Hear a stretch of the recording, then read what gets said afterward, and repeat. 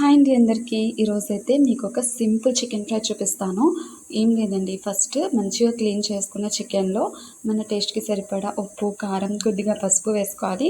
అలాగే కొంచెం అల్లం వెల్లుల్లి పేస్ట్, కొంచెం కొబ్బరి పేస్ట్ వేసేసుకొని మొత్తం చేత్తో కలిపేసేయాలి. కలిపేసి ఒక 10 మినిట్స్ పక్కన ఉంచేద్దాం. 10 మినిట్స్ తర్వాత మూత పెట్టి స్టవ్ మీద పెట్టాలన్నమాట. వాటర్ అస్సలు వేయొద్దండి, చికెన్లో ఆల్రెడీ వాటర్ వస్తుంది కదా. సో చూసారా ఎంత వాటర్ వచ్చిందో, ఆ వాటర్తోనే కుక్ చేద్దాం. ఒకసారి కలుపుకుంటూ మధ్య మధ్యలో మూత తీసుకుంటూ చూసుకుంటూ, అలానే చూసారా ఇంత ఎర్రగా ఫ్రై అయ్యేంత వరకు ఫ్రై చేసేసుకోవాలి.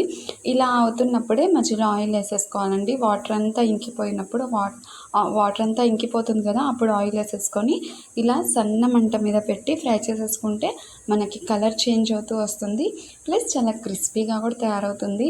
పైన క్రిస్పీగా, లోపల జ్యూసీగా చాలా బాగుంటుంది. నచ్చితే ట్రై చేయండి. ప్లస్ ఒక చిన్న లైక్ ఇవ్వండి. బాయ్.